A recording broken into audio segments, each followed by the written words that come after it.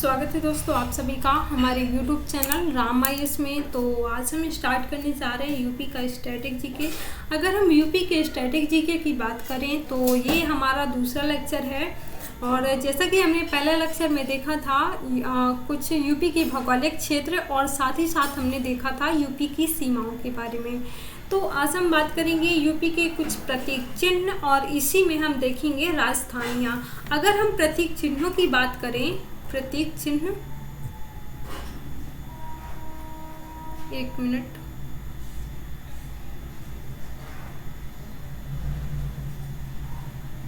प्रतीक चिन्ह,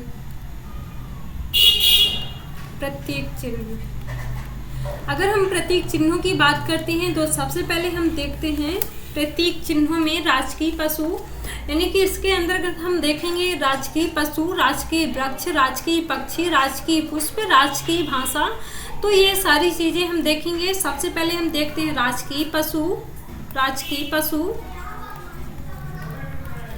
अगर हम राजकीय पशु की बात करें तो ये आपका जो यूपी का राजकीय पशु है बारहसिंघा। बारहसिंघा ये यूपी का राजकीय पशु है। जो बारहसिंघा है तो ये हिरण की प्रजाति के बड़े आकार का ये होता है और इस वन्य जीव को उत्तर प्रदेश शासन ने राज्य पशु के रूप में ऐसे चुना है।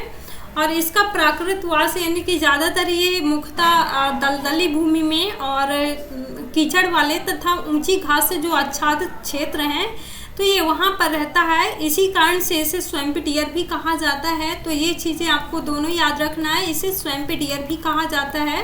अगर पूछे तो क्यों कहा जाता है तो ये आपको बताना है। ये दलदली भूमि में और कीचड़ वाले क्षेत्र में और ऊंची घास से आच्छादित जो क्षेत्र हैं तो वहाँ पर रहता है, इसीलिए इसे क्या बोला जाता है, स्वैम्प डियर भी बोला जाता है। ठीक है। अगर हम इसके स्थान के बारे में बात करते हैं कि ये कहाँ पर रहता है तो दुधवा राष्ट्रीय उद्यान, दुधवा राष्ट्रीय उद्यान और किशनपुर, किशनपुर, किशनपुर वन्यजीव अभयारण्य। तो ये यहाँ पर इसका निवास रहता है, यहाँ पर रहता है दुधवा राष्ट्रीय उद्यान और किशनपुर। तो ये आपको सारी चीज़ें याद रखना है राजकीय पशु के बारे में। अब हम देखते हैं राजकीय वृक्ष। राजकीय वृक्ष, एक मिनट पेज चेंज कर लेते हैं। राजकीय वृक्ष, अगर हम राजकीय वृक्ष की बात करते हैं, राजकीय वृक्ष तो जो आपका राजकीय वृक्ष है उत्तर प्रदेश का अशोक, अशोक। और जो आपका अशोक है तो ये हिंदू धर्म में इसे काफ़ी पवित्र माना जाता है और लाभकारी और विभिन्न मनोकामनाओं को पूर्ण करने वाला भी इसे माना जाता है। तो ये सारी चीज़ें आपको याद रखना है। और अगर यहाँ पर आ जाए कि ये कहाँ पर ज़्यादातर रहता है तो आर्द्र भूमि में, आर्द्र भूमि में ये रहता है। ठीक है।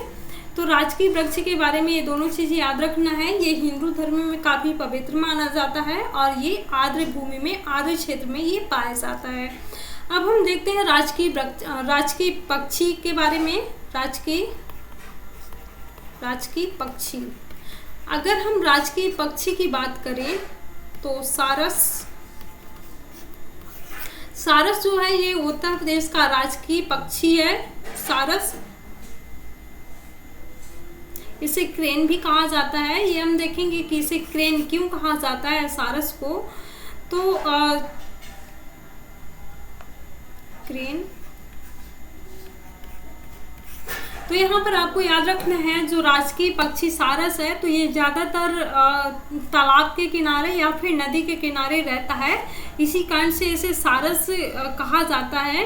और अगर हम इसकी लंबाई की बात करें, ऊंचाई, ऊंचाई, इसकी जो ऊंचाई है तो 6 फीट होती है और इसकी पंखों की जो ऊंचाई होती है, मतलब पंख ये कहाँ तक फैले रहते हैं, पंख 8 फीट, 8 फीट इसके पंखों का विस्तार रहता है, मतलब 8 फीट तक इसके जो पंखे हैं फैले रहते हैं। अब हम बात करते हैं राजकीय पुष्प के बारे में।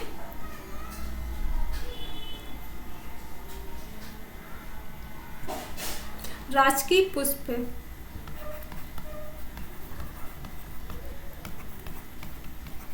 अगर हम राजकीय पुष्प की बात करें तो राजकीय पुष्प पलाश।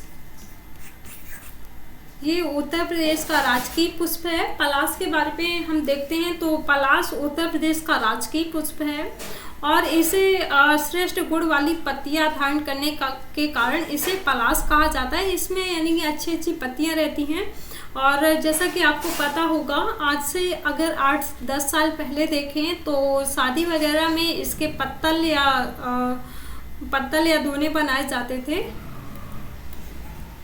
तो इसे क्या कहा जाता है, इसके श्रेष्ठ गुण वाली पत्तियों के कारण श्रेष्ठ गुण वाली पत्तियों के कारण इसे क्या कहा जाता है, पलाश कहा जाता है। तो इसके बारे में आपको ये याद रखना है।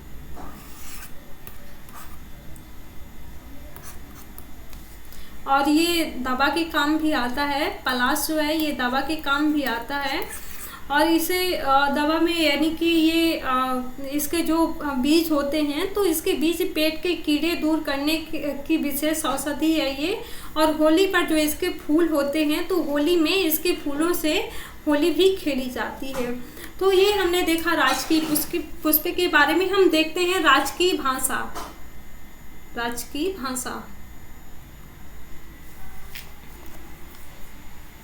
उत्तर प्रदेश के अगर हम राजकीय भाषा की बात करें, प्रथम राजकीय भाषा सबसे पहले देखते हैं।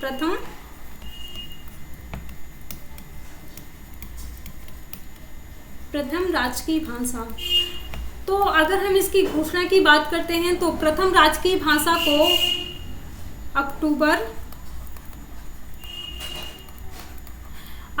1947 से कहा गया है कि ये देवनागरी लिपि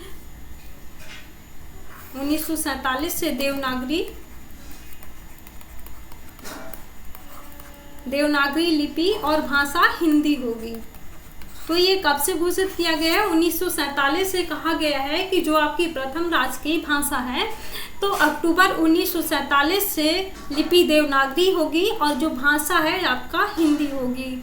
अब प्रथम राजकीय भाषा कब से देखें, यानी कि अनिवार्य कब से की गई है, अगर हम इसके बारे में बात करें, इसे प्रथम राजकीय भाषा को अक्टूबर 1947 से घोषणा किया गया था।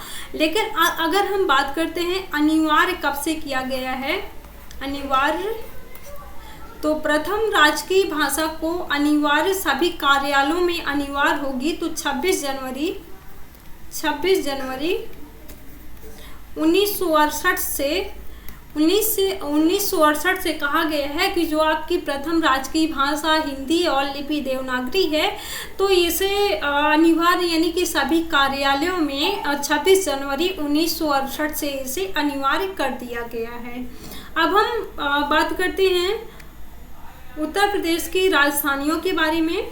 सबसे पहले हम देखते हैं प्रदेश का नाम, यानी कि कब कौन सा नाम रखा गया है, तो इसके बारे में हम देखते हैं।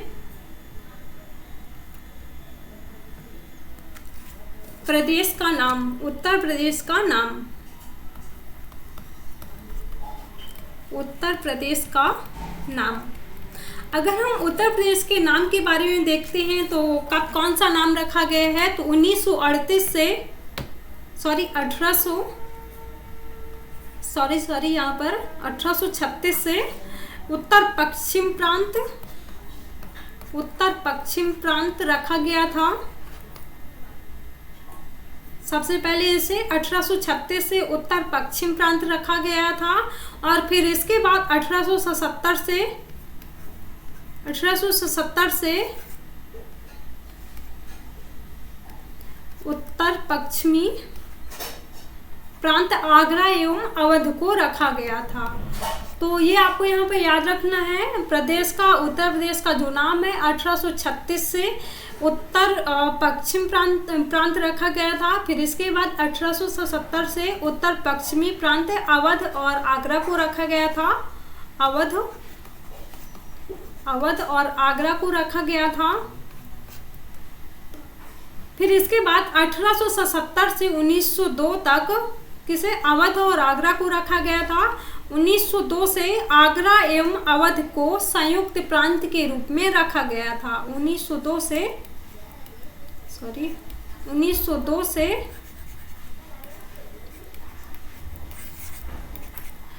1902 से आगरा एवं अवध को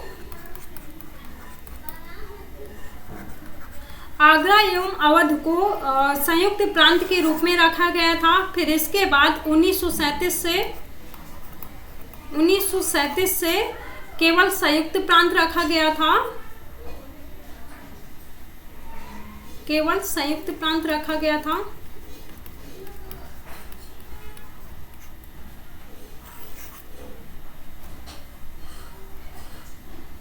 फिर 1937 से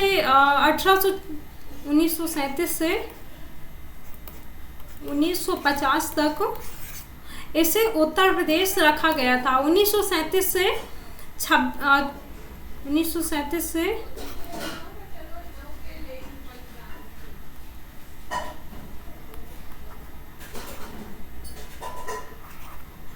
1937 से इसे संयुक्त प्रांत रखा गया था। फिर उसके बाद 24 जनवरी 1950 से इसका जो नाम है उत्तर प्रदेश रखा गया है। 24 जनवरी 1950 से उत्तर प्रदेश रखा गया है। तो ये हमने देखा प्रदेश के नामों के बारे में। अब हम देखते हैं उत्तर प्रदेश की राजधानियाँ कब कौन कौन सी राजधानियाँ बनाई गई थी उत्तर प्रदेश की। तो अगर हम इसके बारे में बात करते हैं, राजधानी अगर राजधानी को देखें तो राजधानी सबसे पहले 1836 से आगरा को उत्तर प्रदेश की राजधानी बनाया गया था। फिर इसके बाद 1858 से प्रयागराज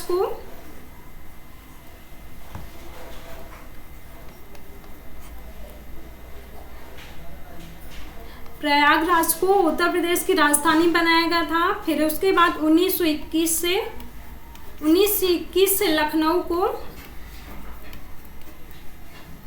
यहाँ पर आपको याद रखना है 1921 से जो लखनऊ को बनाया गया था, तो इसे आंशिक रूप से 1921 से लखनऊ को उत्तर प्रदेश की राजधानी बनाया गया था। फिर उसके बाद 1935 से पूर्ण रूप से लखनऊ को उत्तर प्रदेश की राजधानी बनाया गया है, जो कि अभी भी है 1935 से पूर्ण रूप से। तो यहाँ पर आपको याद रखना है इसके बारे में, 1921 से लखनऊ को आंशिक रूप से यूपी की राजधानी बनाया गया था, आंशिक रूप से, और 1935 से पूर्ण रूप से इसे लखनऊ को राजधानी बनाया गया था, जो कि प्रेजेंट में भी है। ठीक है, तो ये सारी चीज़ें आपको याद रखना है। तो आज हम यहीं पर समाप्त करते हैं। Thank you.